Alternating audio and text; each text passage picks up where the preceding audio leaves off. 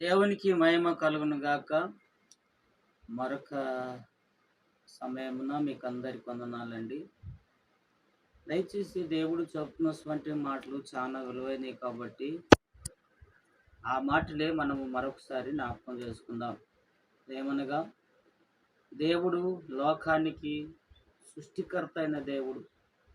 లోకమును దేవుడు సృష్టించి, లోకం మీద మానవులను కూడా దేవుడు నిర్మించాడు. మానవులను నిర్మించి నా పోలికగా ఈ నరుడు ఉన్నాడని ఎంతో సంతోషపడ్డాడు.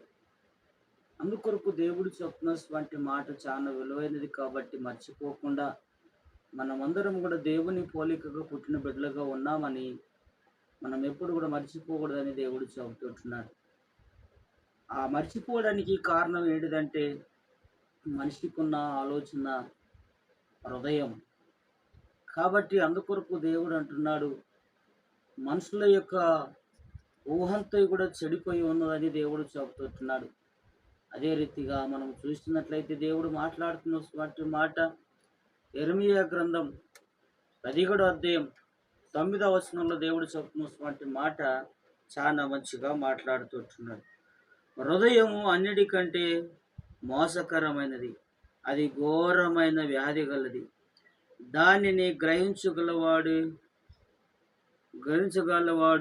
ఒక్కడు లేడు అని దేవుడు చెప్తున్నటువంటి మాట మనము చూస్తున్నాం.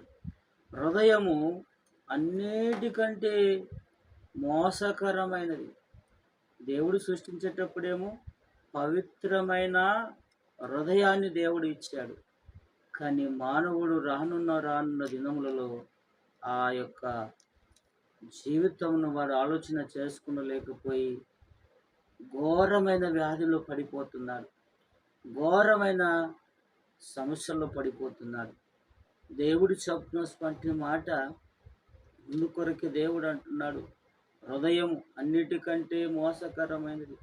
నువ్వు మోసం పరుచుకుని హృదయంగా మార్చుకున్నప్పుడు పవిత్రమైన హృదయముగా ఉండు, ఘోరమైన వ్యాధిలో పడకుండా జాగ్రత్తగా ఉండు అని దేవుడు చెప్తున్నాడు.